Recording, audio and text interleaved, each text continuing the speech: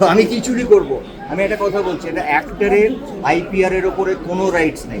যদি কোনো লেখকের কোনো আইপিআর থাকে, যেন ফেলুদা কাকাবাবু, সেটার একটা রাইটসের ব্যাপার থাকে।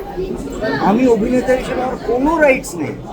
আমার একটা চরিত্র বাঁচার অধিকার আমার আছে, যে আমি কোন ছবিটা করবো, এবং আমি সেটা পারিশ্রমিক দিয়ে করেছি। কারোর জন্য হয়তো 10 টাকা বেশি নিই, কারোর জন্য হয়তো 2 টাকা কম নিই।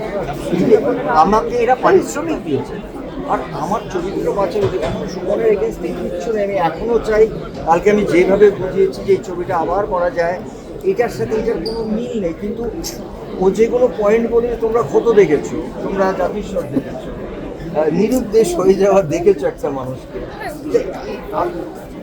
আমি জানি না, কিন্তু আমার যেটা সুমনের প্রতি আমার রাগ নেই, মানে আমার কষ্ট নেই, আমি ওর অভিমান ভাঙানোর জন্য প্রস্তুত। কিন্তু আমি যেটা চাই, যে বাকি অনেক মানুষরা চোর বলে দিয়েছে। আমার মনে হয় 40 বছর কাজ করার পর একটা অভিনেতা, আমি আমাকে কোনো চুরি করে একটা চরিত্র করতে হবে, বোধহয় এটা আমি ডিজার্ভ করি না। কারণ অনেক নতুন প্রজন্মের মানুষরা আমার কাছে আসেন, তারা তাদের মনের কথা বলেন, তাদের গল্প শোনান। এবার তাদের মধ্যে প্রশ্ন যাচ্ছে যে আমি তাদের চরিত্র বা গল্প চুরি করি। আমি গল্প চুরি করে কী করব, কোথায় যাব, কেন করব? কারণ আমি প্রডিউসারও নই, ডিরেক্টরও নই, মেকারও নই, আমি একজন অভিনেতা।